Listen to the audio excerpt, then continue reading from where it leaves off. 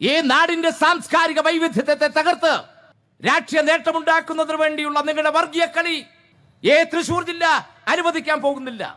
കഴിഞ്ഞ നിയമസഭാ തെരഞ്ഞെടുപ്പിൽ 13-ൽ 12 ഇടതുപക്ഷത്തിനായിരുന്നു. 2026-ൽ 13-ൽ 13 ഇടതുപക്ഷം ജയിക്കുന്ന തെരഞ്ഞെടുപ്പായി ഈ തൃശൂരിലെ ചെമ്പട മാറ്റുമെന്ന കാര്യത്തിൽ തർക്കമില്ല. തൃശൂർ ജില്ലയിലെ ജില്ലാ പഞ്ചായത്തുകൾ 29 ഡിവിഷനിൽ 25 ഇടതുപക്ഷത്തിലാണ്. തൃശൂർ ജില്ലയിലെ 87 തദ്ദേശ സ്വയംഭരണ സ്ഥാപനങ്ങളിലും 70 ഇടതുപക്ഷമാണ്. 2025 ഡിസംബർ നടക്കുന്ന തദ്ദേശ സ്വയംഭരണ തെരഞ്ഞെടുപ്പിലും ചരിത്ര വിജയം ഇടതുപക്ഷം ആവർത്തിക്കാൻ പോവുകയാണ്.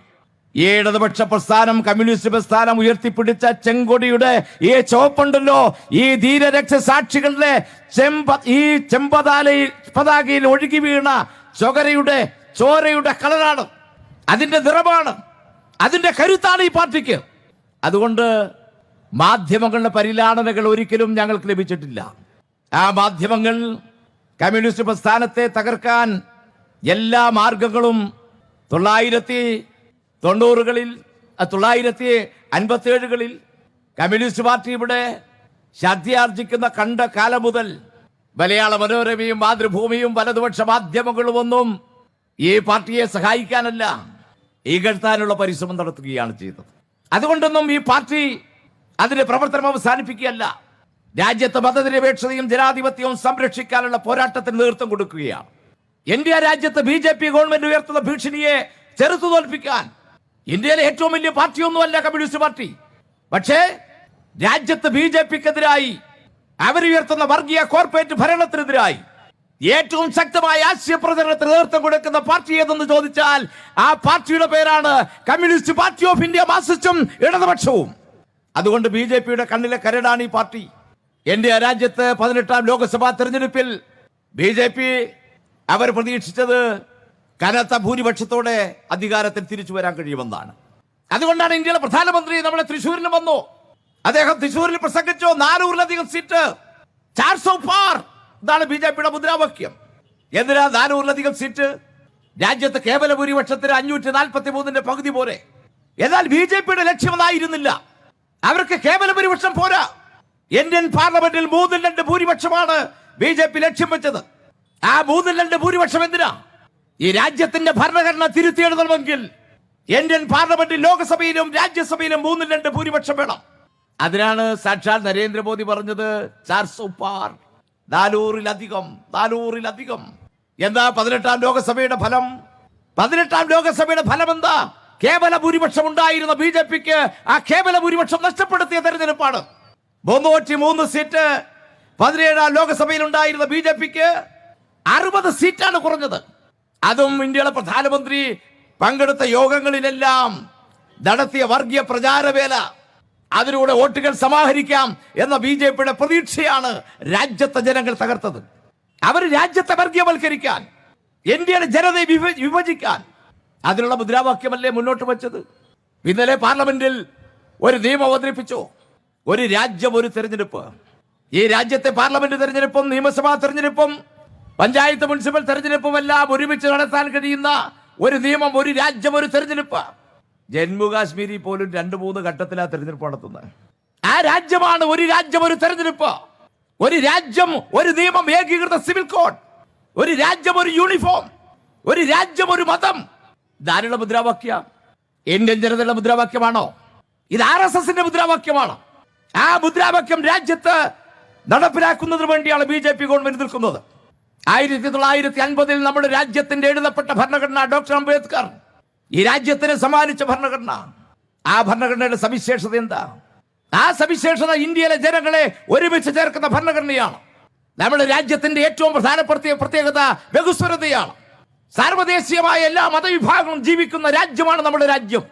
ഇവിടെ ഇസ്ലാം മത വിശ്വാസികളുണ്ട്, ഇവിടെ ഹിന്ദു മത വിശ്വാസികളുണ്ട്, ഇവിടെ ജൈന മത വിശ്വാസികളും പാഴ്സിമത വിശ്വാസികളുമുണ്ട്. ഈ രാജ്യം സംഭാവന ചെയ്ത സിഖ് മതവും ബുദ്ധമതവും വിശ്വസിക്കുന്നവർ ഈ രാജ്യത്തുണ്ട്. അങ്ങനെ സാർവദേശീയമായ എല്ലാ മതവിശ്വാസികളും ഒരുമിച്ച് ജീവിക്കുന്ന നാനാത്വത്തിൽ ഏകത്വം എന്ന് അവകാശപ്പെടുന്ന ഈ രാജ്യം, സാർവദേശീയമായി ഏറ്റവും കൂടുതൽ ഭാഷ സംസാരിക്കുന്ന രാജ്യം. അങ്ങനെ ഒരു രാജ്യത്തെ ഒരു ഭാഷയും ഒരു മതവുമുള്ള രാജ്യമാക്കുന്നതിന് വേണ്ടി ഇന്ത്യ ഭരിക്കുന്ന BJP ഇപ്പോൾ പരിശ്രമിക്കുകയാണ്. അതിന് RSSന്റെ മുദ്രാവാക്യം കടമെടുക്കുകയാണ്. ഹിന്ദി, ഹിന്ദുസ്ഥാൻ, ഒരു ഭാഷ, ഒരു മതം, ഒരു രാജ്യം. മറ്റു മതവിശ്വാസികൾ രാജ്യം വിട്ടുപോകണം. അവർക്ക് ഈ രാജ്യത്തെ തെരഞ്ഞെടുപ്പിൽ വോട്ടവകാശം ഉണ്ടായിരിക്കില്ല.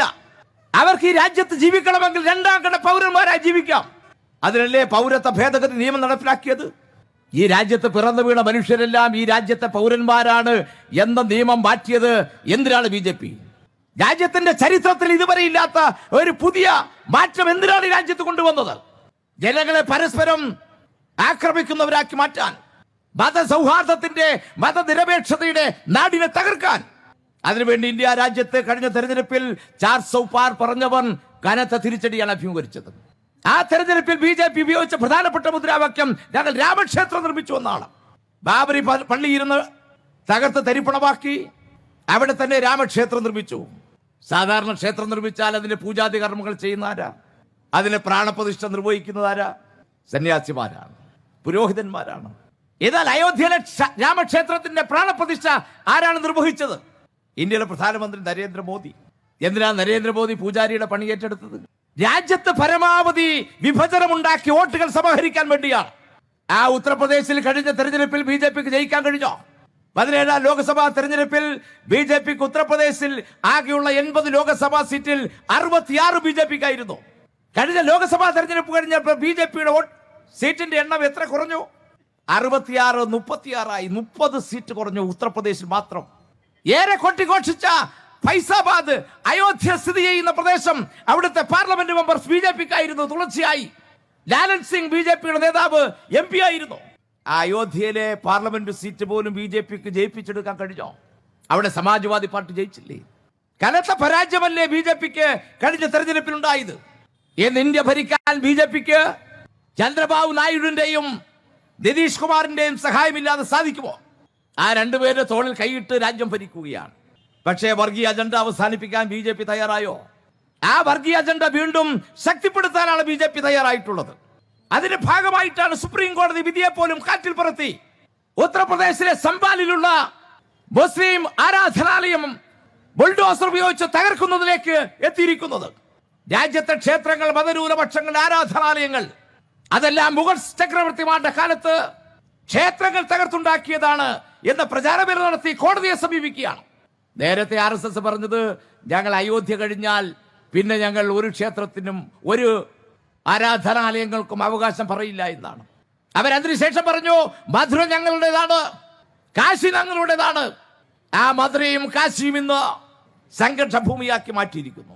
അതിനുശേഷം സംഭാൽ, അതിനുശേഷം ലോകമെങ്ങും ആചരിക്കുന്ന അജ്മീർ ദർഗ, ലോകാത്ഭുതങ്ങളിലൊന്നായ താജ്മഹൽ, അങ്ങനെ 6000-ഓളം മതന്യൂനപക്ഷങ്ങളുടെ ആരാധനാലയങ്ങൾ, അതെല്ലാം ഹിന്ദു ക്ഷേത്രങ്ങൾ തകർത്തുണ്ടാക്കിയതാണ് എന്ന് കഥ പ്രചരിപ്പിച്ച് അതാക്രമിച്ച് തകർക്കാനുള്ള സമീപനം സ്വീകരിക്കുന്നു.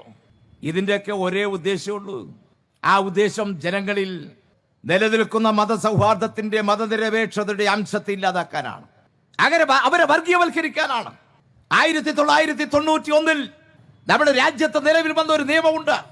സുപ്രീം കോടതി അംഗീകരിച്ച നിയമം ഇന്ത്യയിലെ ക്ഷേത്രങ്ങൾ, ഇന്ത്യയിലെ പള്ളികൾ, ഇന്ത്യയിലെ ഏത് ആരാധനാലയങ്ങളും 947 ഇന്ത്യക്ക് സ്വാതന്ത്ര്യം കിട്ടുമ്പോൾ എങ്ങനെയാണോ, ആരുടെ കൈവശമാണോ അതേപടി തുടരണമെന്നാണ്.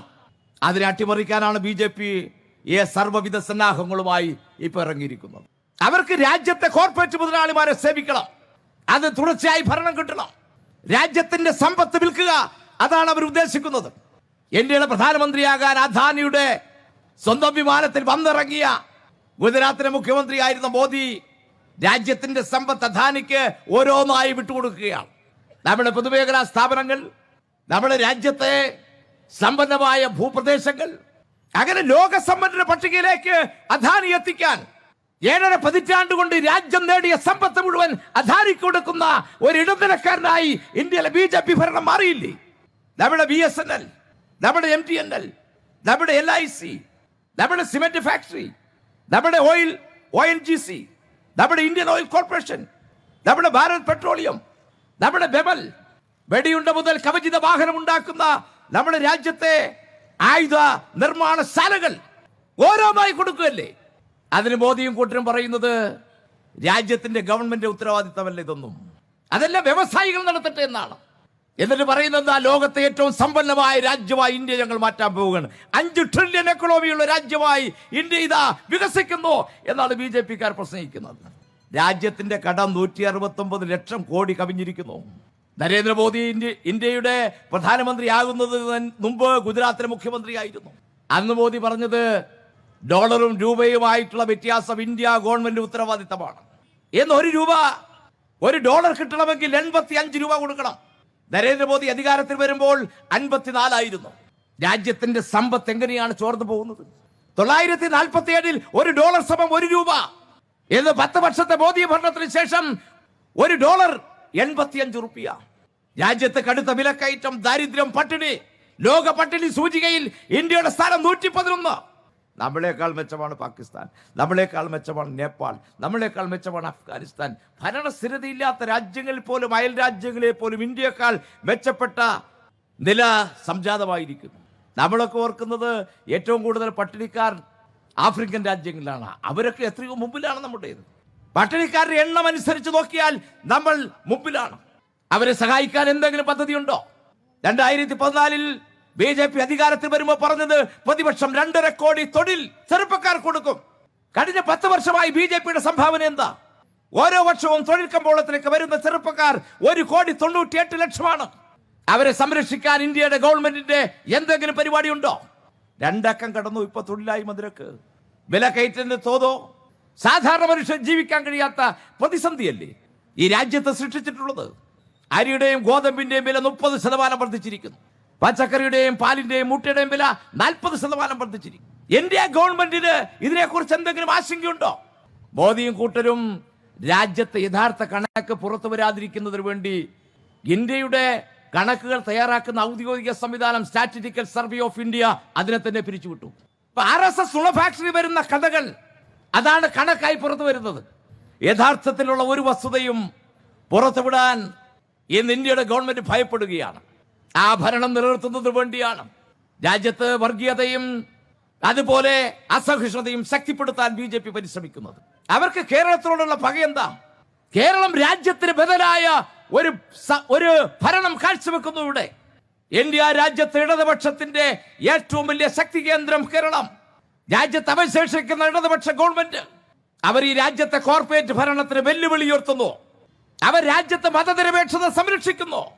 നമ്മുടെ കേരളത്തിന്റെ ഏറ്റവും വലിയ പ്രത്യേകത ഏത് ജനവിഭാഗത്തിനും ഭയം കൂടാതെ താമസിക്കാൻ കഴിയുന്ന നാടാണ് ഈ കേരളം എന്നതാണ്. സാർവദേശീയമായ മാനങ്ങളുള്ള ഒരു പ്രദേശമാണ് നമ്മുടെ കൊച്ചു കേരളം. സാർവദേശീയ മതങ്ങളായ ഹിന്ദുമതവും ഇസ്ലാം മതവും ക്രിസ്തുമതവും ഏതാണ്ട് ഇതേ അനുപാതത്തിലുള്ള ഒരു പ്രദേശം ലോകത്തില്ല. അവരെല്ലാം ഏകോദര സഹോദരങ്ങളെ പോലെ ജീവിക്കുന്ന നാടാണ് ഈ കേരളം. അതാണ് BJP-യെ ഭയപ്പെടുത്തുന്നത്. അതിനെ തകർക്കുന്നതിന് വേണ്ടിയാണ്. ഈ മതനിരപേക്ഷത തകർത്താലല്ലാതെ ഇടതുപക്ഷത്തിന്റെ ശക്തി കരുത്ത് വർദ്ധിപ്പിക്കാൻ കഴിയില്ല. ഇടതുപക്ഷത്തിന്റെ കരുത്ത് മതനിരപേക്ഷതയിലാണ്. അതുകൊണ്ട് ആ മതനിരപേക്ഷത തകർക്കാതെ ഇടതുപക്ഷത്തിന്റെ കരുത്ത് കുറയ്ക്കാൻ കഴിയില്ല. അതിനുവേണ്ടി ഇവിടുത്തെ മതന്യൂനപക്ഷ വിഭാഗങ്ങളെ തമ്മിലടിപ്പിക്കാനുള്ള സമീപനം സ്വീകരിക്കുകയാണ്. മണിപ്പൂരിന്റെ സ്ഥിതി നമ്മൾ കണ്ടല്ലോ. അവിടെ സഹോദരന്മാരെ പോലെ കഴിഞ്ഞിരുന്ന 2 ഗോത്ര വിഭാഗങ്ങൾ, മേത്തി വിഭാഗവും കുക്കി വിഭാഗവും. മേത്തി വിഭാഗം സമ്പന്നമായ വിഭാഗമാണ്. ഏറ്റവും ദുർബലമായ മനുഷ്യരാണ് കുക്കി വിഭാഗക്കാർ. അവർക്കാണ് ഗവൺമെന്റ് സംരക്ഷണം കൊടുത്തുകൊണ്ടിരുന്നത് നിയമപരമായി. എന്നാൽ BJP ഗവൺമെന്റ് മേത്തി വിഭാഗത്തിനും കൂടെ കൊടുക്കാൻ തീരുമാനിച്ചു. അതോടുകൂടി 2 ഗോത്ര വിഭാഗങ്ങൾ തമ്മിൽ സംഘർഷമായി. ഇന്ന് 2 രാജ്യം പോലെയല്ലേ മണിപ്പൂർ എന്ന കൊച്ചു സംസ്ഥാനം. ഇന്ത്യയിലെ BJP ഗവൺമെന്റ് തിരിഞ്ഞു നോക്കുന്നുണ്ടോ? അവിടുത്തെ മുഖ്യമന്ത്രി ബിരേൻ സിംഗ് പഴയ കോൺഗ്രസ് നേതാവാണ് ഇപ്പോഴത്തെ മുഖ്യമന്ത്രി. നൂറുകണക്കിന് മനുഷ്യൻ ജീവനല്ലേ അവിടെ നഷ്ടപ്പെട്ടത്. അതിന് സമാനമായി രാജ്യത്തെ എല്ലാ സംസ്ഥാനങ്ങളിലും വർഗീയ വിദ്വേഷം ശക്തിപ്പെടുത്തി ജനങ്ങളെ തമ്മിലടിപ്പിക്കാൻ അവർ പരിശ്രമിക്കുകയാണ്. അതിനെതിരായിട്ട് നിൽക്കുന്ന സംസ്ഥാനമാണ് കേരളം. ആ കേരളം രാജ്യത്തിന് ഏറ്റവും വലിയ സംഭാവന നൽകുന്ന പ്രദേശമാണ്. ഇന്ത്യ രാജ്യം ഏത് അളവുകോലെടുത്താലും അവിടെയെല്ലാം 1-ാം സ്ഥാനത്തെത്തുന്ന സംസ്ഥാനമാണ് കേരളം. 1957 ഈ രാജ്യത്തിന്റെ ചരിത്രത്തിൽ ആദ്യമായി ബാലറ്റിലൂടെ അധികാരത്തിൽ വന്ന കമ്മ്യൂണിസ്റ്റ് ഗവൺമെന്റ് ഉണ്ടായിരുന്ന നാടാണ് കേരളം. എന്തൊക്കെ ആക്ഷേപമാണ് നമ്മളൊന്ന് കേട്ടത്. ഇടതുപക്ഷ ഗവൺമെന്റ് വന്നാൽ ഇവിടുത്തെ പള്ളിയെല്ലാം പിടിച്ചെടുക്കും, പള്ളിക്കൂടം പൊതുസ്വത്താക്കും. അല്ലാമേ നീ ഔസേപ്പിന്റെ ഭാര്യയാണ്, പക്ഷേ കമ്മ്യൂണിസ്റ്റുകാർ വന്നാൽ നിന്നെ പൊതുസ്വത്താക്കി പ്രഖ്യാപിക്കും. കള്ളപ്രചരണം നടത്തിയില്ലേ വേണ്ടുവോളം കേരളത്തിൽ? ആ പ്രചരണത്തിൽ കേരളത്തിലെ ജനങ്ങൾ അകപ്പെട്ടോ? 957 ചരിത്ര ഭൂരിപക്ഷത്തോടെ സഖാവ് EMS കേരളത്തിലെ മുഖ്യമന്ത്രിയായില്ലേ? ആ മുഖ്യമന്ത്രിയല്ലേ ആ ഇടതുപക്ഷ ഗവൺമെന്റ് അല്ലേ എന്ന് കാണുന്ന ആധുനിക കേരളത്തെ സൃഷ്ടിക്കുന്നതിന് വേണ്ടിയുള്ള തുടക്കം കുറിച്ചത്? ആ ഇടതുപക്ഷ ഗവൺമെന്റിന്റെ പാവപ്പെട്ട മനുഷ്യർക്ക് വിദ്യാഭ്യാസം ചെയ്യാൻ അവകാശമുള്ള നാടാക്കി കേരളത്തെ മാറ്റിയത്? ആ ഇടതുപക്ഷ ഗവൺമെന്റിന്റെ വിദ്യാഭ്യാസം സൗജന്യമാക്കിയ പ്രഖ്യാപനം നടത്തിയത്? ആ ഇടതുപക്ഷ ഗവൺമെന്റിന്റെ തൊഴിലാളികളുടെ കാര്യങ്ങളിൽ പോലീസ് ഇടപെടേണ്ട എന്ന് തീരുമാനിച്ചത്? ആ ഇടതുപക്ഷ ഗവൺമെന്റിന്റെ 35 ലക്ഷം വരുന്ന പാവപ്പെട്ടവരെ ഭൂമിയുടെ അവകാശമാക്കുന്നതിന് വേണ്ടിയുള്ള ഭൂപരിഷ്കരണ നിയമം പാസാക്കിയത്? അങ്ങനെ ഇന്ന് കാണുന്ന കേരളത്തെ സൃഷ്ടിച്ച ഇടതുപക്ഷ ഗവൺമെന്റ് സഖാവ് EMSന്റേത്. ആ EMS ഗവൺമെന്റിന് 5 വർഷം ഭരിക്കാൻ അവസരം കൊടുത്തോ? ഇന്ന് കോൺഗ്രസ്സുകാരും BJPക്കാരും പറയുന്നത് ഇന്നത്തെ പിണറായിയുടെ ഗവൺമെന്റ് മോശം, അന്നത്തെ EMSന്റെ ഗവൺമെന്റ് ആണ് നല്ലത്. 957 നിങ്ങൾ പറഞ്ഞോ EMSന്റെ ഗവൺമെന്റ് നല്ലതായിരുന്നു എന്ന്? കേട്ടാൽ അറയ്ക്കുന്ന തെറിയല്ലേ EMSനെ വിളിച്ചത്? അന്നത്തെ വിദ്യാഭ്യാസ മന്ത്രി മുണ്ടശ്ശേരി മാഷിനെ എന്താ നിങ്ങൾ മുദ്രാവാക്യം വിളിച്ചത്? അവർക്കെതിരായി മണ്ട മുണ്ട മുണ്ടശ്ശേരി, മണ്ടയിൽ എന്തോ ചകിരിച്ചോറോ. UDF മുദ്രാവാക്യം മറന്നുപോയിട്ടുണ്ടോ? ആ EMS ഗവൺമെന്റിനെതിരായിട്ടല്ലേ കുപ്രസിദ്ധമായ വിമോചന സമരം നിങ്ങൾ സംഘടിപ്പിച്ചത്? ഈ പാവപ്പെട്ട മനുഷ്യന് വിദ്യാഭ്യാസം കൊടുത്തതിന്, ഭൂമിയില്ലാത്ത മനുഷ്യന് കാല് ചവിട്ടി നിൽക്കാൻ ഒരു പിടി മണ്ണ് കൊടുത്തതിന്, ഭൂരിപക്ഷമുള്ള ഗവൺമെന്റിനെ കോൺഗ്രസിന്റെ കേന്ദ്രത്തിലെ മൃഗീയ ഭൂരിപക്ഷം വെച്ച് നിങ്ങൾ പിരിച്ചുവിട്ടത്? അന്ന് നിങ്ങൾ പ്രഖ്യാപിച്ചു ഇനി 100 വർഷത്തേക്ക് കമ്മ്യൂണിസ്റ്റുകളുടെ ഒരു സാന്നിധ്യമേ കേരളത്തിലുണ്ടാവില്ല എന്ന്. അങ്ങനെ ഇല്ലാതാക്കാൻ കഴിയുന്ന പ്രസ്ഥാനമാണോ കമ്മ്യൂണിസ്റ്റ് പ്രസ്ഥാനം? നിങ്ങൾ പിരിച്ചുവിട്ട് 59 കഴിഞ്ഞ് 67 സാക്ഷാൽ EMS കേരളത്തിലെ മുഖ്യമന്ത്രിയായി വീണ്ടും തെരഞ്ഞെടുക്കപ്പെട്ടില്ലേ? അതിനുശേഷം എത്രയോ അവസരങ്ങളിൽ മാറി മാറി ഇടതുപക്ഷ ഗവൺമെന്റ് കേരളത്തിൽ അധികാരത്തിൽ വന്നില്ലേ? ഏതെങ്കിലും ഒരു ഗവൺമെന്റിനെ നിങ്ങൾ ശ്ലാഘിച്ചിട്ടുണ്ടോ? അതിനുശേഷം വന്ന നയനാർ ഗവൺമെന്റിനെ കോമാളി ഭരണമെന്ന് ആക്ഷേപിക്കാനല്ലേ UDF തയ്യാറായത്? അതിനുശേഷം വന്ന സഖാവ് VSന്റെ ഗവൺമെന്റ് വെട്ടിനിലത്തരുകാരന്റെ ഗവൺമെന്റ് എന്ന് ആക്ഷേപിക്കല്ലേ നിങ്ങൾ ചെയ്തത്? ഒന്നാം പിണറായി ഗവൺമെന്റ് അഴിമതിക്കാരുടെ ഗവൺമെന്റ് എന്ന് ആക്ഷേപിച്ചില്ലേ നിങ്ങൾ? അപ്പൊ ഏത് ഗവൺമെന്റ് വന്നാലും അതിനെ ആക്ഷേപിക്കുന്ന സമീപനമാണ് നിങ്ങൾ സ്വീകരിക്കുന്നത്. ഞങ്ങൾക്കറിയാതെ നിങ്ങളുടെ രാഷ്ട്രീയമാണത്. നിങ്ങൾ ഇടതുപക്ഷ ഗവൺമെന്റിന്റെ ജനക്ഷേമ പ്രവർത്തനങ്ങളെ ഭയപ്പെടുന്നത് കൊണ്ടാണ്. നിങ്ങൾ ഇപ്പൊ പറയുന്ന ഒന്നാം പിണറായി ഗവൺമെന്റ് കൊള്ളാം, രണ്ടാമത് കൊള്ളില്ല. നിങ്ങൾ ഈ രണ്ടാം ഗവൺമെന്റ് കഴിഞ്ഞ് മൂന്നാം ഗവൺമെന്റ് വരുമ്പോൾ നിങ്ങൾ പറയും മൂന്നാം ഗവൺമെന്റ് മോശം, രണ്ടാം ഗവൺമെന്റ് കൊള്ളാമായിരുന്നു. അങ്ങനെ നിങ്ങളെ കൊണ്ട് പറയിക്കാനാണ് ഇടതുപക്ഷം പരിശ്രമിക്കുന്നത്. ഈ കേരളത്തിലുണ്ടായ സാമൂഹ്യ മാറ്റത്തിൽ ഇടതുപക്ഷ ഗവൺമെന്റുകളുടെ സംഭാവന വരുന്നല്ലേ? പാവപ്പെട്ട മനുഷ്യർക്ക് പെൻഷൻ, ബാവേലി സ്റ്റോർ, ജനകീയ ആസൂത്രണം, അധികാര വികേന്ദ്രീകരണം, സമ്പൂർണ്ണ സാക്ഷരത, ആർദ്ര മിഷൻ, വിദ്യാഭ്യാസ സംരക്ഷണ യജ്ഞം, അങ്ങനെ കേരളത്തിൽ എല്ലാവർക്കും തലചായ്ക്കാനുള്ള ലൈഫ് ഉൾപ്പെടെ ഈ കേരളത്തിൽ ഇടതുപക്ഷത്തിന്റെ സംഭാവനയല്ലേ? മാറി മാറി കേരളം ഭരിച്ച UDFന്റെ സംഭാവന ഏതെങ്കിലും ഒന്ന് പറയാനുണ്ടോ നിങ്ങൾക്ക്? ഇന്ന് കാണുന്ന കേരളത്തിന്റെ മാറ്റത്തിന് UDFന്റെ സംഭാവന ഏതെങ്കിലും ഒന്ന് പറയാനുണ്ടോ? ആ ഇടതുപക്ഷ ഗവൺമെന്റ്, നിങ്ങളുടെ ധാരണ ഇനി ഇടതുപക്ഷ ഗവൺമെന്റ് വരില്ല എന്നായിരുന്നു. 2016 സഖാവ് പിണറായി വിജയൻ ഗവൺമെന്റ് അധികാരത്തിൽ വന്നു. അന്ന് 91 സീറ്റാണ് ഇടതുപക്ഷത്തിന്. അന്ന് ഇടതുപക്ഷ ഗവൺമെന്റ് വരുമ്പോൾ 2011 മുതൽ 16 വരെ UDFന്റെ ഗവൺമെന്റ് ആയിരുന്നില്ലേ? ആ ഗവൺമെന്റ് തിരിച്ചു വരണമെന്ന് UDF ഇപ്പോൾ ആഗ്രഹിക്കുന്നുണ്ടോ? വഴി നടക്കാൻ കഴിയുന്ന, യാത്ര പോകാൻ കഴിയുന്ന ഏതെങ്കിലും റോഡ് കേരളത്തിലുണ്ടായിരുന്നോ? നമ്മുടെ കേരളം ഇരുട്ടിലായിരുന്നില്ലേ? 100% പവർ കട്ടല്ലേ വ്യവസായങ്ങൾക്കുണ്ടായിരുന്നത്? പീക്ക് അവേഴ്സിൽ പവർ കട്ടുള്ള നാടായിരുന്നില്ലേ കേരളം? കേരളത്തിലെ 142 പൊതുമേഖലാ സ്ഥാപനങ്ങൾ ഏതെങ്കിലും ലാഭത്തിലുണ്ടായിരുന്നോ? നമ്മുടെ സർക്കാർ വിദ്യാലയങ്ങൾ 3500 ലാഭകരമല്ല എന്ന് പൂട്ടാൻ നിങ്ങൾ ഉത്തരവിട്ട ഗവൺമെന്റ് അല്ലേ അത്? ജില്ലാ ആശുപത്രി വരെയുള്ള പ്രാഥമിക ആരോഗ്യ കേന്ദ്രങ്ങൾ വിൽക്കാൻ അന്ന് നിങ്ങൾ തീരുമാനിച്ചതല്ലേ? മലയാളികൾക്ക്, ലോകമെങ്ങുമുള്ളവർക്ക് തലയുയർത്തി നടക്കാൻ കഴിയാത്ത വിധം അഴിമതിയും കേട്ടാൽ അറയ്ക്കുന്ന കാര്യങ്ങൾ കൊണ്ടും സമ്പന്നമായിരുന്ന UDF ഗവൺമെന്റ് ആയിരുന്നില്ലേ അത്? അത് തിരിച്ചു വരണമെന്ന് UDF ആഗ്രഹിക്കുന്നുണ്ടോ? കേരളത്തെ ജനങ്ങൾ ആഗ്രഹിക്കുന്നുണ്ടോ? അവിടെ നിന്നാണ് 2016 ഇടതുപക്ഷ ഗവൺമെന്റ് സഖാവ് പിണറായി വിജയൻ കേരളത്തിൽ അധികാരത്തിലേക്ക് വരുന്നത്. ആ ഗവൺമെന്റ് വന്നതിന് ശേഷമല്ലേ കേരളത്തിൽ ഇന്ന് കാണുന്ന മാറ്റങ്ങൾ സൃഷ്ടിക്കാൻ നമുക്കായത്? നിങ്ങൾ ഉപേക്ഷിച്ച നാഷണൽ ഹൈവേ 66 ശ്രീ ഉമ്മൻചാണ്ടി തന്നെ പറഞ്ഞില്ലേ, ഭൂമിയെടുക്കാൻ 15 വർഷം, നടപ്പിലാക്കാൻ 15 വർഷം, 30 വർഷം വേണം. NH-66 അതുകൊണ്ട് നടപ്പിലാക്കാൻ ഞങ്ങൾ ഉദ്ദേശിക്കുന്നില്ല എന്ന് പറഞ്ഞ പദ്ധതി. ആ നാഷണൽ ഹൈവേ 66 2025 ഡിസംബർ മാസം കാസർഗോഡ് നിന്ന് തിരുവനന്തപുരം വരെ 6 ലൈൻ ഇങ്ങനെ പൂർത്തീകരിക്കുകയാണ്. നിങ്ങൾ ഉപേക്ഷ പദ്ധതിയല്ലേ ഗെയിൽ പൈപ്പ് ലൈൻ പദ്ധതി. 5 വർഷം കൊണ്ട് നിങ്ങൾക്ക് പൂർത്തീകരിക്കാൻ കഴിഞ്ഞ 47 കിലോമീറ്റർ പൈപ്പ് ലൈൻ. 2 വർഷം കൊണ്ട് LDF ഗവൺമെന്റ് പൂർത്തീകരിച്ചത് 470 കിലോമീറ്റർ പൈപ്പ് ലൈൻ. നിങ്ങൾ എന്താ പറഞ്ഞത്? ഞങ്ങൾ ഇത് നടപ്പിലാക്കാൻ അനുവദിക്കില്ല. വർഗീയ ശക്തികളും പരിസ്ഥിതിവാദികളും ചേർന്ന് സമരം നടത്തിയില്ലേ? കേരളത്തിലെ റോഡ് വികസനത്തെ തടയാൻ നന്ദിഗ്രാമിൽ നിന്ന് മണ്ണ് കൊണ്ടുവന്ന് BJPയും കോൺഗ്രസും ആ റോഡ് നിർമ്മാണത്തെ തടസ്സപ്പെടുത്താൻ ശ്രമിച്ചില്ലേ? അവിടെ നിൽക്കുകയാണോ പിണറായി വിജയൻ ചെയ്തത്? ആ പദ്ധതി അത് കണ്ട് അവസാനിപ്പിക്കുകയാണോ ഇടതുപക്ഷം ചെയ്തത്? ഭാവി കേരളത്തിന് വേണ്ടി ആ പദ്ധതി നമുക്ക് ആവശ്യമാണ് എന്ന് പ്രഖ്യാപിച്ച് നടപ്പിലാക്കിയ ഗവൺമെന്റാണ് LDF. നിങ്ങൾ ഉപേക്ഷിച്ച മറ്റൊരു പദ്ധതിയുണ്ട്, കൊച്ചിയുടെ പവർ ഹൈവേ. പവർ കട്ടിലുള്ള ലോഡ് ഷെഡിങ്ങിലുള്ള കേരളത്തെ വൈദ്യുതി മിച്ച സംസ്ഥാനമാക്കുന്നതിന് വേണ്ടി കൂടംകുളത്ത് വൈദ്യുതി കൊണ്ടുവരുന്നതിന് വേണ്ടിയുള്ള കൊച്ചിയുടെ പവർ ഹൈവേ ഉമ്മൻചാണ്ടി ഗവൺമെന്റ് ഉപേക്ഷിച്ചു. പിണറായി മുഖ്യമന്ത്രിയായപ്പോൾ യാഥാർത്ഥ്യമാക്കി. അതിലൂടെ വൈദ്യുതി ഇന്ന് പ്രവഹിച്ചുകൊണ്ടിരിക്കുകയാണ്. നാടിനോട് സ്നേഹം വേണ്ടേ? ഭാവി തലമുറയോട് സ്നേഹം വേണ്ടേ? ഈ രാജ്യത്തെ 1-ാം നമ്പർ സംസ്ഥാനമായി കേരളത്തെ മാറ്റണ്ടേ? വിദ്യാഭ്യാസ രംഗത്ത് രാജ്യത്ത് നമ്പർ 1 ഇന്ന് കേരളം. നമ്മുടെ നാട്ടിലെ 5 വയസ്സ് കഴിഞ്ഞ ഏതെങ്കിലും കുട്ടി സ്കൂളിൽ പോകാതിരിക്കുന്നുണ്ടോ? 1-ാം ക്ലാസ്സിൽ ചേർന്നാൽ കുട്ടിക്ക് ഉച്ചഭക്ഷണം സൗജന്യം, യൂണിഫോം സൗജന്യം, പുസ്തകം സൗജന്യം. പഴയ വിദ്യാഭ്യാസ മന്ത്രി ഇവിടെ ഇരിക്കുന്നുണ്ട്. 1-ാം പിണറായി ഗവൺമെന്റ് നടപ്പിലാക്കിയ വിദ്യാഭ്യാസ സംരക്ഷണ യജ്ഞത്തിന്റെ പ്രധാനപ്പെട്ട നടത്തിപ്പുകാരൻ കേരളത്തിന്റെ മുൻ വിദ്യാഭ്യാസ മന്ത്രി. എന്ത് മാറ്റമാണ് ഉണ്ടായത്? നിങ്ങൾ അടച്ചുപൂട്ടാൻ തീരുമാനിച്ച ഏതെങ്കിലും സ്കൂൾ അടച്ചുപൂട്ടിയോ? നിങ്ങൾ അടച്ചുപൂട്ടാൻ തീരുമാനിച്ച സ്കൂളുകൾ ഏറ്റെടുത്ത ഗവൺമെന്റില്ലേ? അത് ഏറ്റെടുക്കുക മാത്രമല്ല, ലോകോത്തരമായ വിദ്യാലയങ്ങളാക്കി അതിനെ മാറ്റി. അൺഎക്കണോമിക്കായ വിദ്യാലയങ്ങളുടെ കുട്ടികളുടെ എണ്ണം കൂടി. 5.5 ലക്ഷം കുട്ടികൾ വർദ്ധിച്ചു ഇന്ത്യയിലെ. മറ്റൊരു പ്രദേശത്തും ഇല്ലാത്ത കേരളത്തിൽ. ഒരു കുട്ടി വർദ്ധിച്ചാൽ 50,000 ഉറുപ്പിക കുട്ടിയുടെ ചെലവിന് വേണ്ടി ഓരോ വർഷവും ബജറ്റിൽ കാണണം. അതാണ് കേരളം. വിദ്യാഭ്യാസ രംഗത്ത് രാജ്യത്തെ 1-ാം സ്ഥാനമുള്ള സംസ്ഥാനമായി കേരളം മാറി. ഇന്ത്യയിലെ നീതി ആയോഗ് ഒരു പരിശോധന നടത്തിയല്ലോ. ഇന്റർനെറ്റുള്ള സർക്കാർ സ്കൂളുകളുടെ എണ്ണം അത് പരിശോധിച്ചപ്പോൾ 1-ാം സ്ഥാനം കേരളത്തിന്. കേരളത്തിന്റെ 95% ഗവൺമെന്റ് സ്കൂളിലും ഇന്റർനെറ്റ്. അപ്പൊ പുതിയ സ്കൂൾ കെട്ടിടം മാത്രമല്ല, ആധുനികമായ വിദ്യാഭ്യാസം കൊടുക്കാനുള്ള സംവിധാനം ഒരുക്കിയ നാടാണ് കേരളം. അതുകൊണ്ടാണ് കേരളം നമ്പർ 1 കേരളം എന്ന് പറയുന്നത്.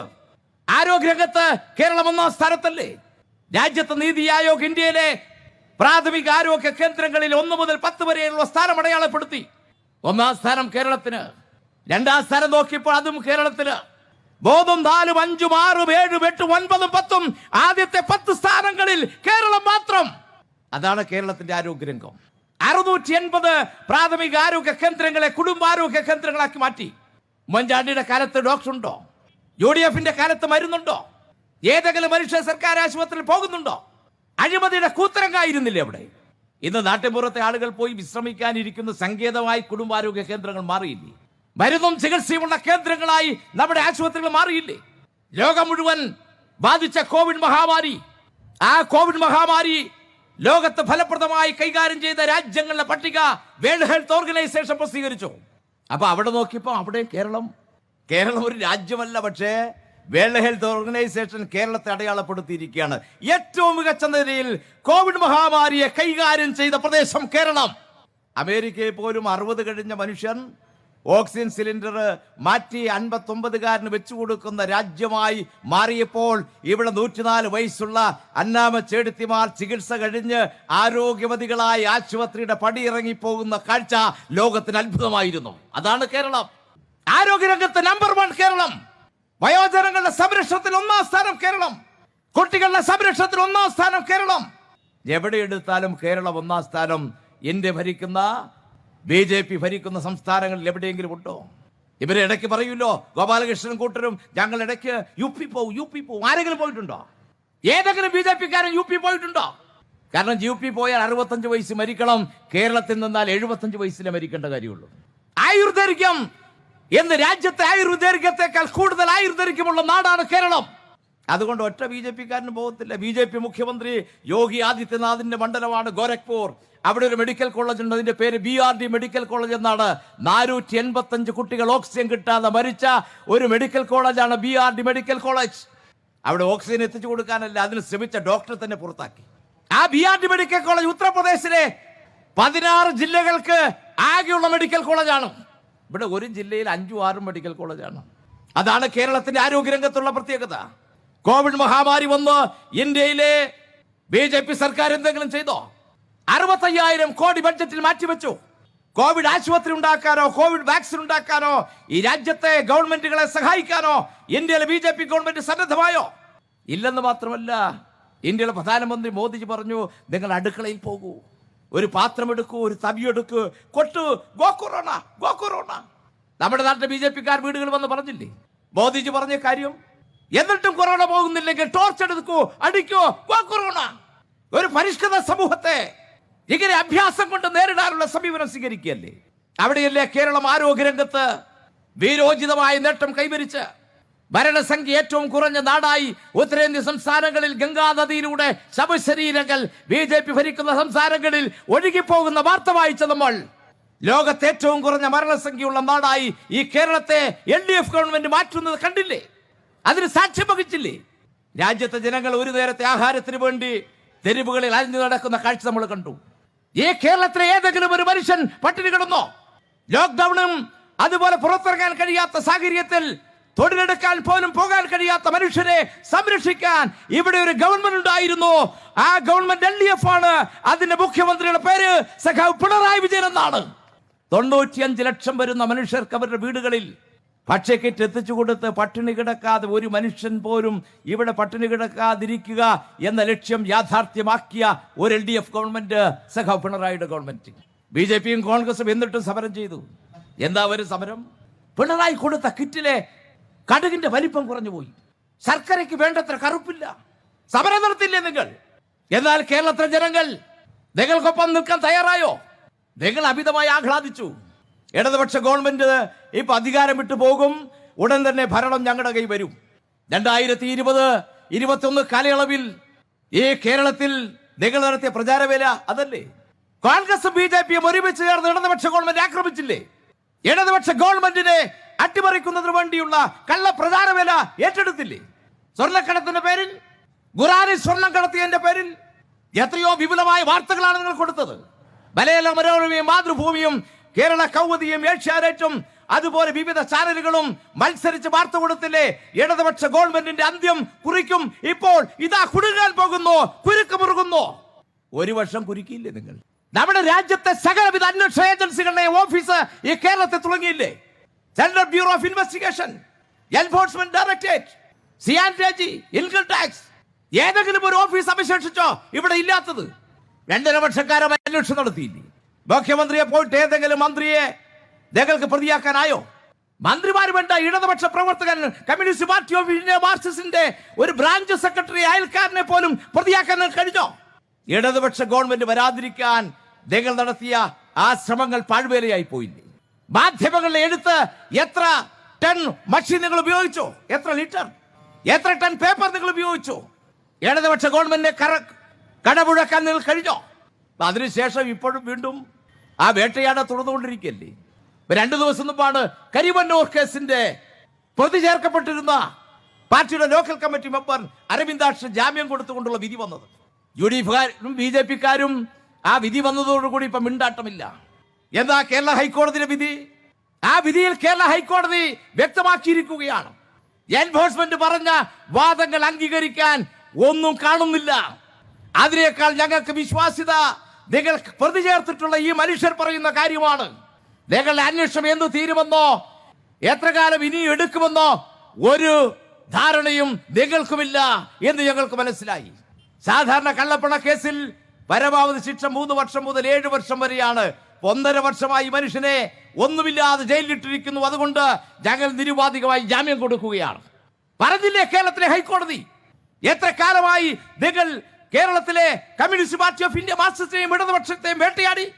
ഏതെങ്കിലും മാധ്യമങ്ങൾ ഞങ്ങൾക്ക് പറ്റിയ പിശകാണ് എന്ന് പറഞ്ഞോ? കള്ളക്കേസുകൾ പെടുത്തിയാൽ ഇടതുപക്ഷത്തെ തകർക്കാമെന്നാണ് നിങ്ങൾ കരുതുന്നത്. കമ്മ്യൂണിസ്റ്റ് പാർട്ടി ഓഫ് ഇന്ത്യ മാർക്സിസ്റ്റിന്റെ തൃശൂർ ജില്ലാ സെക്രട്ടറിയെ 9, 10 തവണ ചോദ്യം ചെയ്തില്ലേ? ഈ പാർട്ടിയുടെ ബ്രാഞ്ച് മുതൽ ജില്ലാ ഓഫീസ് വരെയുള്ള ഈ സമ്പത്ത് കരിവന്നൂരിൽ നിന്നും എടുത്ത സമ്പത്താണ് എന്ന് നിങ്ങൾ പ്രചരിപ്പിച്ചില്ലേ? ഇന്ത്യയിലെ പ്രധാനമന്ത്രി തന്നെ പൊതുയോഗത്തിൽ പറഞ്ഞില്ലേ, CPM-ന്റെ ജില്ലാ സെക്രട്ടറിക്ക് 100 കോടി ആസ്തിയുള്ള മനുഷ്യരാണെന്ന്. ഞങ്ങൾക്ക് 100 കോടിയല്ല, ചിലപ്പോൾ 1000 കോടി ഉണ്ടാകും. 1000 കോടി ഈ പാവപ്പെട്ട അധ്വാനിക്കുന്ന മനുഷ്യൻ അവരുടെ വിയർപ്പിന്റെ ഭാഗമായി അവരധ്വാനിച്ചതിന്റെ വിഹിതം കൊടുത്ത് ഈ കമ്മ്യൂണിസ്റ്റ് പാർട്ടിയുടെ ചെങ്കൊടി ഉയർത്തിപ്പിടിക്കുന്നതിന് വേണ്ടി നൽകിയ സംഭാവനയാണ്. ഞങ്ങൾക്കൊരു ബാങ്കിന്റെയും ഞങ്ങൾക്കൊരു കള്ളപ്പണക്കാരന്റെയും പണം ആവശ്യമില്ല. കള്ളപ്പണം കോൺഗ്രസിന്റെ സമീപനമാണ്. തൃശ്ശൂരിലെ കോൺഗ്രസിന്റെ നേതാവ് KPCCയുടെ സെക്രട്ടറി ഇപ്പൊ എവിടെയാണ് കിടക്കുന്നത്?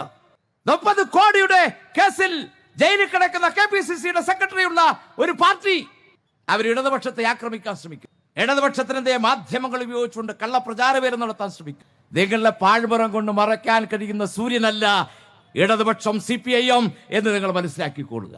ഞങ്ങൾ നേരിടാൻ സന്നദ്ധമായവരുടെ പ്രസ്ഥാനമാണ്. ജയിലറകൾ ഞങ്ങളുടെ മുമ്പിൽ മലർക്കെ തുറന്നു കിടക്കുന്ന ഒട്ടേറെ അനുഭവം ഞങ്ങളുടെ മുമ്പിലുണ്ട്. അത് മുന്നിൽ വെച്ചുകൊണ്ട് തന്നെയാണ് ചെങ്കൊടി പിടിച്ചുകൊണ്ട് ഞങ്ങൾ മുന്നോട്ട് പോകുന്നത്. ഞങ്ങളുടെ മുമ്പിൽ ജനങ്ങൾ മാത്രമേ ഉള്ളൂ. അവർ ഞങ്ങളെ വിശ്വസിച്ചേൽപ്പിച്ച കാര്യം നിർവഹിക്കുക എന്നതാണ് ഞങ്ങളുടെ ഉത്തരവാദിത്വം. 2016-ൽ LDF ഗവൺമെന്റ് അധികാരത്തിൽ വന്നപ്പോൾ 600 കാര്യങ്ങൾ നിർവഹിക്കുമെന്നാണ് ജനങ്ങളോട് ഞങ്ങൾ പറഞ്ഞത്. ആ 600-ൽ 580 കാര്യങ്ങളും പൂർത്തീകരിച്ചുകൊണ്ടാണ് 2024-ൽ ജനങ്ങളെ ഞങ്ങൾ അഭിമുഖീകരിച്ചത്. 2016 മുതൽ 2021 വരെയുള്ള കാലം നിങ്ങൾക്കെല്ലാം അറിയാം. ഈ കേരളം കണ്ട ഏറ്റവും വലിയ പ്രളയത്തിന് 100 വർഷത്തിനിടയിൽ സാക്ഷ്യം വഹിച്ച ഒരു വർഷം 2018 ആയിരുന്നു. ഈ നാട് മുഴുവൻ വലിയ പ്രതിസന്ധി ഉണ്ടാക്കിയ വെള്ളപ്പൊക്കം 2019-ലായിരുന്നു. 20-ലെയും 21-ലെയും കോവിഡ് മഹാമാരി 10,000-കണക്കിന് കോടിയുടെ പ്രതിസന്ധി ഉണ്ടാക്കിയ പ്രശ്നങ്ങൾ, അതൊന്നും ഇടതുപക്ഷ ഗവൺമെന്റ് ജനങ്ങൾ കൊടുത്ത വാഗ്ദാനങ്ങൾ നടപ്പിലാക്കാതിരിക്കാനുള്ള ഒരു കാരണമായി പറഞ്ഞില്ല. അത് ഓരോന്നും അക്കമിട്ട് പറഞ്ഞ് നടപ്പിലാക്കിയ പ്രസ്ഥാനമാണ്. വികസന കാര്യങ്ങൾ മാത്രമല്ല, ക്ഷേമകാര്യങ്ങൾ. UDF-ന്റെ കാലത്ത് ഈ പാവപ്പെട്ട മനുഷ്യർക്കുള്ള പെൻഷൻ നിങ്ങൾ നിഷേധിച്ചു. ശ്രീമാൻ ഉമ്മൻചാണ്ടിയും ശ്രീമാൻ ആന്റണിയും പാവങ്ങൾക്കുള്ള പെൻഷൻ കൊടുക്കാതിരുന്നു. ആന്റണി 2 വർഷം കൊടുത്തില്ല, ഉമ്മൻചാണ്ടി 18 മാസം കൊടുത്തില്ല. 1980-ൽ കേരള നിയമസഭയിൽ പെൻഷൻ സഖാവ് നയനാർ പ്രഖ്യാപിക്കുമ്പോൾ അത് കേരളത്തിന്റെ ഖജാനയ്ക്ക് നഷ്ടമാണ് എന്ന് പറഞ്ഞ് ഇറങ്ങിപ്പോയ ഒരു പാർട്ടിയുണ്ട്. അത് കോൺഗ്രസ് പാർട്ടിയാണ്. അവരുടെ നേതാവിന്റെ പേര് ലീഡർ കരുണാകരൻ എന്നാണ്. ഇതൊന്നും കേരളം മറന്നു പോയിട്ടില്ല. അതെല്ലാം ഈ നാടിന്റെ ചരിത്രത്തിന്റെ ഭാഗമാണ്. ആ പെൻഷൻ 80-ൽ നിന്നും 1600-ലേക്ക് എത്തിച്ചു. അതിൽ കോൺഗ്രസിന്റെ സംഭാവനയുണ്ടോ? നിങ്ങൾ ഈ പാവപ്പെട്ട മനുഷ്യരെ സഹായിക്കാൻ ഏതെങ്കിലും ഒരു കാലത്ത് നിങ്ങളുടെ ഭരണകാലത്ത് അവരെ സഹായിക്കട്ടെ എന്ന് കരുതി തീരുമാനമെടുത്തിട്ടുണ്ടോ? ഇടതുപക്ഷ ഗവൺമെന്റ് വന്നപ്പോഴാണ്. നിങ്ങൾ 28 ലക്ഷം പേർക്ക് പെൻഷൻ കൊടുത്തപ്പോൾ ഇന്ന് 62 ലക്ഷം പേർക്കാണ് LDF പെൻഷൻ കൊടുക്കുന്നത്. ഒരു വർഷം പെൻഷന് വേണ്ടി മാത്രം LDF ഗവൺമെന്റ് ബാക്കി വെക്കുന്നത് 11,000 കോടി രൂപയാണ്. 11,000 കോടി രൂപ ഒരു വർഷം പെൻഷന് വേണ്ടി LDF ഗവൺമെന്റ് കൊടുക്കുന്നത്. രാജ്യത്തെ മറ്റൊരു ഗവൺമെന്റും ഇല്ലാത്ത വിധം ക്ഷേമ പ്രവർത്തനങ്ങൾ. ഈ പെൻഷൻ 2,600 നിർത്താനല്ല, അതിനിയും വർദ്ധിപ്പിക്കാനാണ് LDF ഗവൺമെന്റ് ലക്ഷ്യം വെച്ച് പ്രവർത്തിക്കുന്നത്. എന്നാൽ ഇടതുപക്ഷ ഗവൺമെന്റ് ജനക്ഷേമ പ്രവർത്തനം നടത്താതിരിക്കാൻ അതിൽ കോൺഗ്രസും BJP-യും ഏകോദര സഹോദരങ്ങളെ പോലെ പ്രവർത്തിക്കുകയാണ്. എല്ലാ മാസവും പെൻഷൻ കൊടുക്കാൻ നമ്മൾ ഉണ്ടാക്കിയ പെൻഷൻ ഫണ്ട് ആ സംവിധാനത്തെ കേരളത്തിന്റെ കടബാധ്യതയാക്കി മാറ്റി. അത് കേന്ദ്ര BJP-യും കേരളത്തിലെ കോൺഗ്രസും ചേർന്ന് തകർത്തു. 2016 മുതൽ 2023 സെപ്റ്റംബർ മാസം വരെ കൊടുത്ത പെൻഷൻ 4 മാസം കൊടുക്കാൻ കഴിഞ്ഞില്ല. ലോക്സഭാ തെരഞ്ഞെടുപ്പിന്റെ സന്ദർഭത്തിൽ എന്ത് പ്രതിഷേധമായിരുന്നു കേരളമാകെ കോൺഗ്രസ് നടത്തിയത്? എന്ത് പ്രതിഷേധമാണ് BJP നടത്തിയത്? നിങ്ങൾ ഭരിക്കുന്ന ഏതെങ്കിലും സംസ്ഥാനത്ത് 1 രൂപ കൊടുക്കുന്നുണ്ടോ? നിങ്ങൾ ഭരിക്കുന്ന സംസ്ഥാനത്ത് പാവപ്പെട്ടവരെ തിരിഞ്ഞു നോക്കുന്നുണ്ടോ? എന്നിട്ട് അവരാണ് കേരളത്തിന്റെ ഗവൺമെന്റിനെതിരായിട്ടുള്ള പ്രതിഷേധം സംഘടിപ്പിക്കുന്നത്. ഇന്ന് കേരളം സാമ്പത്തിക പ്രതിസന്ധി മറികടന്ന സംസ്ഥാനമായിരുന്നു. കോവിഡ് മഹാമാരി കാലത്ത് നമ്മുടെ ആഭ്യന്തര കടം 39% അത് 34% കുറച്ചു. നമ്മുടെ നികുതി വിഹിതം നമുക്ക് പിരിച്ചെടുക്കാൻ കഴിഞ്ഞ 42,000 കോടിയായിരുന്നു. അത് 72,000 കോടിയായി വർദ്ധിച്ചു. എന്താ സാമ്പത്തിക പ്രതിസന്ധിക്ക് കാരണം? കഴിഞ്ഞ 8 വർഷമായി കേന്ദ്രം നമുക്ക് തരാനുള്ളതിൽ 1.5 ലക്ഷം കോടിയുടെ കുറവാണ് ഇന്ന് കേരളത്തിൽ ലഭിക്കുന്നത്. ഓരോ വർഷവും 2022 മുതൽ 57,000 കോടിയുടെ കുറവ്. കേന്ദ്രാവിഷ്കൃത പദ്ധതികൾ നടപ്പിലാക്കുന്നതിന്റെ ഭാഗമായി ലഭിക്കാനുള്ള 7,250 കോടി അതും ഇല്ല. നാഷണൽ ഹെൽത്ത് മിഷൻ നിർത്തി. വിദ്യാഭ്യാസ മേഖലയിൽ കൊടുക്കുന്ന സഹായം അത് അവസാനിപ്പിച്ചു. UGC AICTE കയ്യിൽ കൊടുക്കാനുള്ള പണം 1500 കോടി അതുമില്ല. അങ്ങനെ സാമ്പത്തികമായ പ്രതിസന്ധിയിലുണ്ടാക്കി ഇടതുപക്ഷ ഗവൺമെന്റ് നടത്തുന്ന ജനക്ഷേമ പ്രവർത്തനങ്ങൾ അട്ടിമറിച്ച് ജനങ്ങളെ LDFനെതിരാക്കുക. അങ്ങനെ UDFനും BJPക്കും ഒരുമിച്ച് ചേർന്ന് അധികാരത്തിൽ വരാൻ കഴിയുക. ഇതാണ് അവരുടെ സ്വപ്നം. ആ സ്വപ്നമാണ് കേരളത്തിന്റെ പ്രതിപക്ഷ നേതാവ് VD സതീശൻ ചേലക്കര തെരഞ്ഞെടുപ്പിന്റെ കാലത്ത് വന്ന് പറഞ്ഞത്. ചേലക്കരയിൽ എന്തായാലും കോൺഗ്രസ് ജയിക്കാൻ പോവുകയാണ്. ഭരണവിരുദ്ധ വികാരമാണ് ഇവിടെ. ആ വികാരം പിണറായി വിജയനോടുള്ള വെറുപ്പായി മാറിയിരിക്കുന്നു എന്നാണ് പ്രതിപക്ഷ നേതാവ് ചേലക്കരയിൽ വന്ന് പറഞ്ഞത്. ഞങ്ങൾ 10,000 വോട്ട് പുതുതായി ചേർത്തിരിക്കുന്നു. ഞങ്ങൾ എല്ലാ ബൂത്ത് തലത്തിലും പ്രവർത്തനം സംഘടിപ്പിച്ചിരിക്കുന്നു. ലക്ഷക്കണക്കിന് ഉറുപ്പ്യ മുടക്കി ചേലക്കരയിൽ. എല്ലാ വിഭാഗം ആളുകളെയും ഒരുമിച്ച് ചേർത്തു കോൺഗ്രസും UDFും. അൻവറിനെ പോലെ ഇടതുപക്ഷത്തിനെതിരായി പ്രസംഗിച്ചവരെ ആ പ്രധാനപ്പെട്ട പ്രചാരകരാക്കി താരപ്രചാരകരാക്കി മാറ്റി. കേരളത്തിലെ മുഖ്യമന്ത്രി സഖാ പിണറായി വിജയനെതിരെയും LDF ഗവൺമെന്റിനെതിരെയും മൈക്ക് വെച്ച് കെട്ടി പ്രവർത്തനം നടത്തി. എന്താ അവർ പ്രചരിപ്പിച്ചത്? 2026 നിയമസഭാ തെരഞ്ഞെടുപ്പിൽ UDF ഗവൺമെന്റിന്റെ യാഥാർത്ഥ്യമാക്കലിന്റെ തുടക്കമായി ചേലക്കര മാറാൻ പോവുകയാണ്. അങ്ങനെ ചേലക്കരയിൽ പിടിച്ചെടുത്ത് ഞങ്ങൾ 26 കേരള നിയമസഭയുടെ നേതൃത്വത്തിലേക്ക് വരുമെന്ന് പ്രഖ്യാപിച്ചു കോൺഗ്രസും UDFും. എന്നാൽ ഉപതെരഞ്ഞെടുപ്പിന്റെ ഫലം എന്താ? 2016 UDF ഗവൺമെന്റ് തകർന്ന് തരിപ്പണമായി. അന്ന് LDF ഗവൺമെന്റ് വിജയിക്കുന്ന ആ തെരഞ്ഞെടുപ്പിൽ അന്നത്തെ സ്ഥാനാർത്ഥി ഇന്നത്തെ LDF സ്ഥാനാർത്ഥി സഖാവ് UR പ്രദീപ് തന്നെയായിരുന്നു. അന്ന് പ്രദീപിന് കിട്ടിയ 10,000 വോട്ടിന്റെ സ്ഥാനത്ത് 12,200 വോട്ടിന്റെ ഭൂരിപക്ഷത്തിൽ ഇടതുപക്ഷം ചെങ്കൊടി പാറിക്കളിച്ച വിജയം ചേലക്കരയിൽ. അപ്പൊ ഒരു കാര്യം UDFനും അവരെ പിന്തുണയ്ക്കുന്ന മാധ്യമങ്ങൾക്ക് മനസ്സിലായി, ഇനി രക്ഷയില്ല. ഇടതുപക്ഷത്തിന്റെ തുടർ ഭരണമല്ല, തുടർച്ചയായ ഭരണത്തിലേക്ക് കേരളം പോകുന്നു. ഒരു പുതിയ കേരളം, നവകേരളം സൃഷ്ടിക്കാൻ ഇടതുപക്ഷത്തിനൊപ്പം കേരളത്തിലെ ബഹുഭൂരിപക്ഷം വരുന്ന ജനങ്ങൾ അണിചേരും എന്ന് UDFന് മനസ്സിലായി. ഇപ്പൊ നമ്മുടെ മുമ്പിൽ ജനങ്ങൾ കൊടുത്ത വാഗ്ദാനങ്ങൾ നടപ്പിലാക്കുക എന്നതാണ്. 900 വാഗ്ദാനങ്ങൾ ജനങ്ങൾ കൊടുത്തിട്ടുണ്ട്. അതിൽ 782 വാഗ്ദാനങ്ങളും യാഥാർത്ഥ്യമാകുന്നതിലേക്ക് നീങ്ങിക്കൊണ്ടിരിക്കുകയാണ്. 1.5 വർഷം കൂടി ഇടതുപക്ഷ ഗവൺമെന്റിലുണ്ട്. ആ 1.5 വർഷം കൊണ്ട് കേരളത്തിൽ പൂർത്തീകരിക്കാനുള്ള എല്ലാ പദ്ധതികളും പൂർത്തീകരിക്കുന്നതിന് വേണ്ടിയുള്ള നടപടിയുമായി മുന്നോട്ട് പോവുകയാണ്. അപ്പോഴാണ് UDFനും BJPക്ക് മനസ്സിലായത്, നിലവിൽ ഞങ്ങൾ നിന്നാൽ മാത്രം LDFനെ തോൽപ്പിക്കാൻ കഴിയില്ല. എന്നാൽ എല്ലാ വർഗീയ ശക്തികളെയും ഒരുമിച്ച് ചേർക്കണം. 959 വിമോചന സമരം നടത്തി ഇടതുപക്ഷത്തെ അധികാരത്തിൽ മാറ്റിയതുപോലെ ഈ കേരളത്തിലെ ജാതിമത ശക്തികളെ എല്ലാം ഒരുമിച്ച് ചേർക്കണം. എല്ലാ വർഗീയ ശക്തികളെയും ഒരുമിച്ച് ചേർക്കണം. അതിനുള്ള പ്രവർത്തനമാണ് ഇപ്പം നടത്തുന്നത്. അതിൽ പ്രധാനപ്പെട്ട പങ്ക് വഹിക്കുന്ന ന്യൂനപക്ഷ വർഗീയ പ്രസ്ഥാനം ജമാഅത്തെ ഇസ്ലാമിയും SDPയും ഒരു വശത്ത്, മറുവശത്ത് RSSും സംഘപരിവാറും. എന്താണ് ഇവർ നടത്തുന്ന പ്രചരണം? SDPയും ജമാഅത്തെ ഇസ്ലാമിയും നടത്തുന്ന പ്രചരണം എന്താ? കേരളത്തിലെ CPIMും ഇടതുപക്ഷവും സംഘപരിവാറുമായി കൈകോർക്കുകയാണ്. പിണറായി വിജയൻ സംഘപരിവാറിന്റെ ഏജന്റാണ്. എന്ത് പ്രചാരവേലയെ നടത്തുക? ഈ നാടിന്റെ യാഥാർത്ഥ്യം ജമാഅത്തെ ഇസ്ലാമിക്കും SDPക്കും അറിയാത്തവരാണോ? RSSനെതിരെ നട്ടലുയർത്തി നിൽക്കുന്ന ഇന്ത്യയിലെ ഏക മുഖ്യമന്ത്രി ആരാണെന്ന് ചോദിച്ചാൽ അതിനൊരു പേരേയുള്ളൂ, സഖാവ് പിണറായി വിജയൻ എന്നാണ് അതിന്റെ പേര്. ആ പിണറായി വിജയന്റെ തലയ്ക്ക് 2 കോടി ഇനാമിട്ട പ്രസ്ഥാനത്തിന്റെ പേര് RSS എന്നാണ്. ആ പിണറായി വിജയനും LDFും RSSനൊപ്പമാണ് എന്ന് കോൺഗ്രസും ലീഗും വർഗീയ ന്യൂനപക്ഷ വർഗീയ കക്ഷികളും പ്രചരിപ്പിക്കുകയാണ്.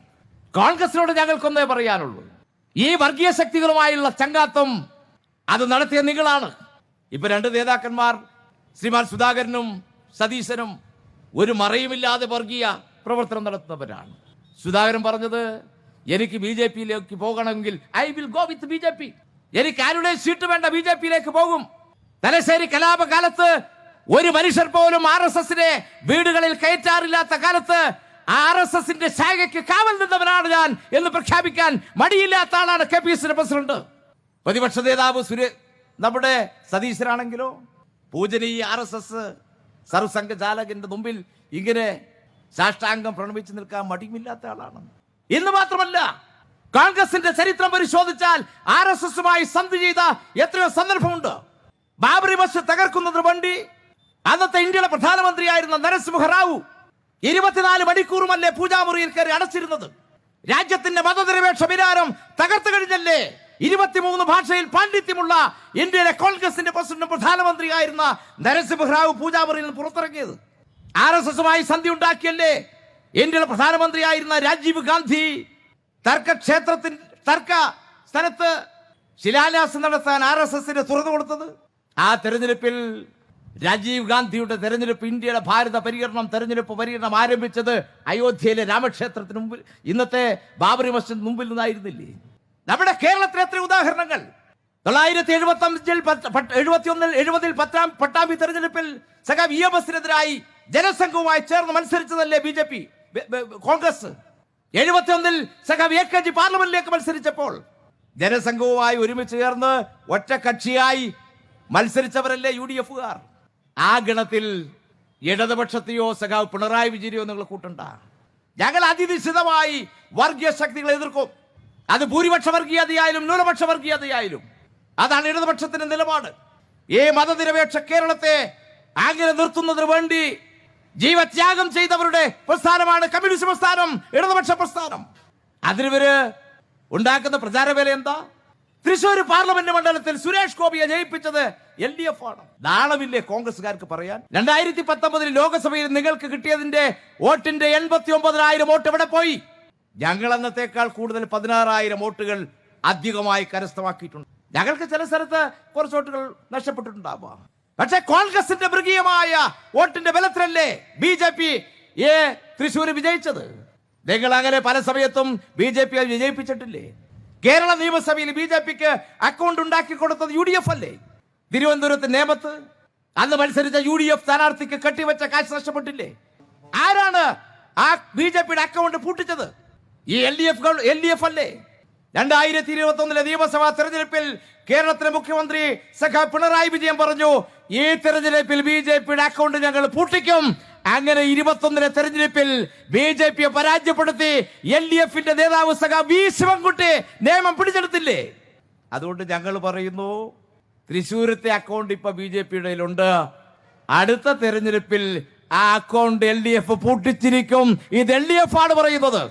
നിങ്ങൾ കോൺഗ്രസും വർഗീയ ശക്തികളും എല്ലാം ഒരുമിച്ച് നിന്നാലും ഇടതുപക്ഷത്തിന്റെ ശക്തി ജനങ്ങളുടെ ശക്തിയാണ്. അവർ ഒരുമിച്ച് ചേർക്കും. ഞങ്ങൾ പല പ്രവർത്തനങ്ങളും നടത്തി. തൃശ്ശൂർ പൂരത്തെ തകർക്കുന്നതിന് വേണ്ടിയുള്ള ഗൂഢാലോചന നടത്തി. അത് പലവട്ടം നടത്തി. കേരളത്തിലെ മുഖ്യമന്ത്രി ഇടപെട്ട് ആ പൂരം പ്രവർത്തനങ്ങൾ സമാധാനപരമായി മുന്നോട്ട് കൊണ്ടുപോകാനുള്ള ശ്രമം നടത്തിയ അനുഭവം തൃശ്ശൂർക്കാർക്കുണ്ട്. ഞങ്ങൾ ഇടപെട്ടിട്ടുണ്ട് എന്ന് BJP നേതാവ് ഗോപാലകൃഷ്ണനൊക്കെ പരസ്യമായി പറയുന്ന സ്ഥിതിയിലേക്ക് എത്തിയിരിക്കുന്നു. അതെല്ലാം ഈ കേരളം തിരിച്ചറിഞ്ഞിരിക്കുന്നു. ഈ നാടിന്റെ സാംസ്കാരിക വൈവിധ്യത്തെ തകർത്ത് രാഷ്ട്രീയ നേട്ടമുണ്ടാക്കുന്നതിന് വേണ്ടിയുള്ള നിങ്ങളുടെ വർഗീയ കളി തൃശ്ശൂർ ജില്ല അനുവദിക്കാൻ പോകുന്നില്ല. കഴിഞ്ഞ നിയമസഭാ തെരഞ്ഞെടുപ്പിൽ 13-ൽ 12 ഇടതുപക്ഷത്തിനായിരുന്നു. 2026-ൽ 13-ൽ 13 ഇടതുപക്ഷം ജയിക്കുന്ന തെരഞ്ഞെടുപ്പായി ഈ തൃശ്ശൂരിലെ ചെമ്പട മാറ്റുമെന്ന കാര്യത്തിൽ തർക്കമില്ല. തൃശ്ശൂർ ജില്ലയിലെ ജില്ലാ പഞ്ചായത്തുകൾ 29 ഡിവിഷനിൽ 25 ഇടതുപക്ഷത്തിലാണ്. തൃശ്ശൂർ ജില്ലയിലെ 87 തദ്ദേശ സ്വയംഭരണ സ്ഥാപനങ്ങളിലും 70-ലും ഇടതുപക്ഷമാണ്. 2025 ഡിസംബർ നടക്കുന്ന തദ്ദേശ സ്വയംഭരണ തെരഞ്ഞെടുപ്പിലും ചരിത്ര വിജയം ഇടതുപക്ഷം ആവർത്തിക്കാൻ പോവുകയാണ്. അതിനുവേണ്ടി ഇടതുപക്ഷത്തിന്റെ ഓരോ പ്രവർത്തകനെയും സുസജ്ജമാക്കുന്ന സംഘടനാ പ്രവർത്തനത്തിനാണ് 24-ാം പാർട്ടി കോൺഗ്രസിന്റെ ഭാഗമായിട്ടുള്ള ഈ സമ്മേളനം. കഴിഞ്ഞ 2 ദിവസങ്ങളിലായി തൃശ്ശൂർ ജില്ലയിൽ നടന്ന തൃശ്ശൂർ ഏരിയ സമ്മേളനത്തിലും ഞങ്ങൾ ചർച്ച ചെയ്ത് പുതിയ ഭാരവാഹികളെ തെരഞ്ഞെടുത്തുകൊണ്ട് ഭാവി കടമകൾ ഇതെല്ലാം ഉൾച്ചേർത്തുകൊണ്ട് ഇടതുപക്ഷ പ്രസ്ഥാനത്തിന്റെ കരുത്ത് വർദ്ധിപ്പിക്കാൻ, തൃശ്ശൂർ ജില്ലയിൽ ചെമ്പതാക കൂടുതൽ ഉയരത്തിൽ പാറിപ്പറക്കാൻ ആവശ്യമായ പ്രവർത്തനങ്ങൾ ഏറ്റെടുക്കാൻ തീരുമാനിച്ചുകൊണ്ടാണ് ഈ സമ്മേളനം പിരിഞ്ഞിട്ടുള്ളത്. ആ കരുത്തും ശക്തിയും വരുന്ന ദിവസങ്ങളിൽ സംഘടനാ പ്രവർത്തന രംഗത്തും രാഷ്ട്രീയ പ്രവർത്തന രംഗത്തും ജനങ്ങളുടെ ഇടപെടലിന്റെ രംഗത്തുമെല്ലാം വിന്യസിച്ചുകൊണ്ട് ഈ കേരളത്തിലെ ഏറ്റവും ശക്തി കേന്ദ്രമായി തൃശ്ശൂർ ജില്ല ഇടതുപക്ഷത്തോടൊപ്പം അടിയുറച്ചു നിൽക്കുമെന്ന് പ്രഖ്യാപിക്കുന്ന വരുന്ന കാലത്തെ പ്രവർത്തനങ്ങൾ കൂടുതൽ ശക്തമായി ഏറ്റെടുക്കാനുള്ള ഊർജവുമായാണ് ഈ സമ്മേളനം പിരിഞ്ഞിട്ടുള്ളത്. ഈ സമ്മേളനത്തിലും പൊതുസമ്മേളനത്തിലും യോഗത്തിലും പങ്കെടുത്ത മുഴുവൻ സഖാക്കളെയും സുഹൃത്തുക്കളെയും ഊഷ്മളമായി അഭിവാദ്യം ചെയ്തുകൊണ്ട് മറ്റു കൂടുതൽ കാര്യങ്ങളിലേക്ക് കടക്കാതെ നിങ്ങളെ communist party of India master സംസ്ഥാന കമ്മിറ്റിക്ക് വേണ്ടി അഭിവാദ്യം ചെയ്തുകൊണ്ട് ഔപചാരികമായി സമ്മേളനം ഉദ്ഘാടനം ചെയ്തതായി പ്രഖ്യാപിച്ചുകൊണ്ട് ഞാൻ എൻ്റെ വാക്കുകൾ ഉപസംഹരിക്കുന്നു. നിങ്ങൾക്ക് എൻ്റെ അഭിവാദനങ്ങൾ.